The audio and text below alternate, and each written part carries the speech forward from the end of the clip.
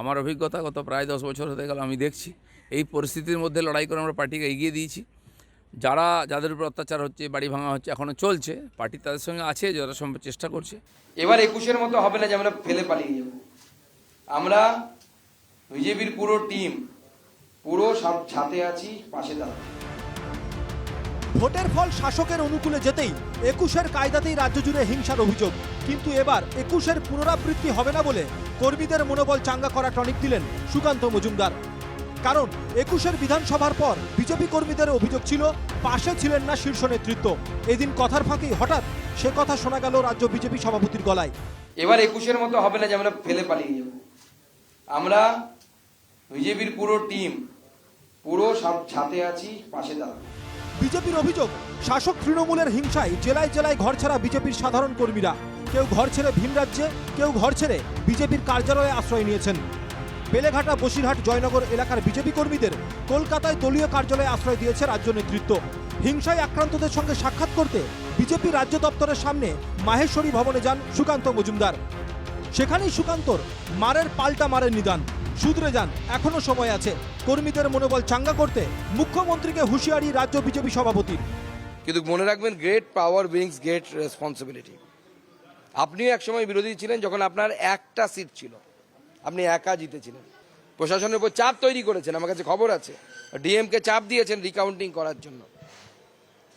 তারপরেও শুধরে যান, এখনো সময় আছে। আপনার একটা সিট আবার কিন্তু সেই জায়গায় পৌঁছতে পারেন। সব জায়গায় বিজেপি লড়বে, পাল্টা মার হবে প্রয়োজনে।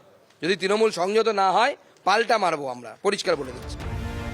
মারের বদলা মার দেয় না তৃণমূল, সুকান্তর পাল্টা প্রতিক্রিয়া কুণাল ঘোষের। তৃণমূল 2011 সালেও পরিবর্তনের পর সিপিএম এর এত বছরের মারের বদলা মার দেয়নি। রবীন্দ্রসঙ্গীত বাজানোর নির্দেশ দিয়েছিলেন মমতা বন্দ্যোপাধ্যায়। আর এখানে আমরা উন্নয়নের উপর রাজনীতি করেছি, আমরা জিতেছি। এবার যারা হেরেছে তাদের মধ্যেও গোষ্ঠীবাজি আছে, তারা গন্ডগোল করছে। মাহেশ্বরী ভবনের পর বসিরহাটে আক্রান্ত বিজেপি কর্মীদের সঙ্গে দেখা করতে যান সুকান্ত মজুমদার। মিনাখার বামুনপুকুর বটতলা এলাকায় সুকান্ত মজুমদারের গাড়ি ঘিরে গো ব্যাক, জয় বাংলা স্লোগান দিতে থাকেন তৃণমূলের কর্মী সমর্থকেরা।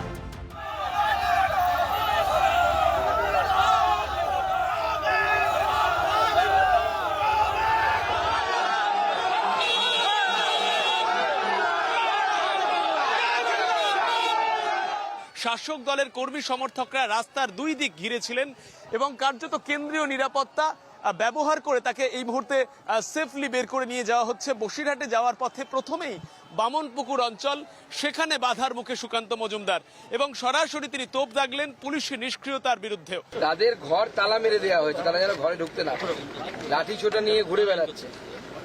এটা না হবে, ওই ভিডিও চলতে পারে। ওই একজনের পা ভেঙে দেওয়া হয়েছে, ওই সিচুয়েশন ইচ্ছে করে তৈরি করা হয়েছে যাতে বিজেপি লোকেরা আসতে না পারে, বিজেপি রাজ্য সভাপতি আসতে না পারে। সেই জন্য আক্রান্তদের সঙ্গে সাক্ষাৎ করতে যাওয়ার সময় সুকান্তর গাড়িতে কিল ঘুষি তৃণমূল সমর্থকদের। আক্রান্ত এনকেটিভি বাংলার গাড়িও, ভাঙা হয় এনকেটিভি বাংলার গাড়ির লুকিং গ্লাস।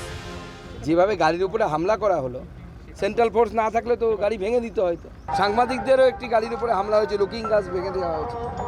ও পুলিশের উপস্থিতিতে আমার গাড়ির কাছে লাঠি দিয়ে মারা হয়েছে, যে কোনো সময় গাড়ির কাজটা ভেঙে যেতে পারত। তৃণমূল কর্মীদের স্লোগান উপেক্ষা করেই অবশেষে কয়েকজন বিজেপি কর্মীর বাড়িতে যান সুকান্ত মজুমদার। কথা বলেন তাদের সঙ্গে।